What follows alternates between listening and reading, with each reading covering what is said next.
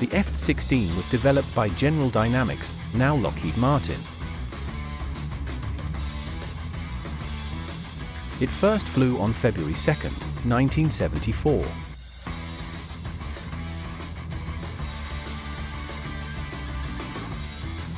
Originally designed as an air superiority day fighter.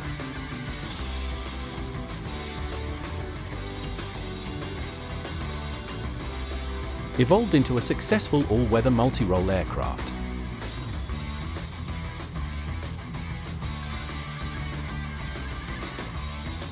The LEF in F-16 stands for fighter.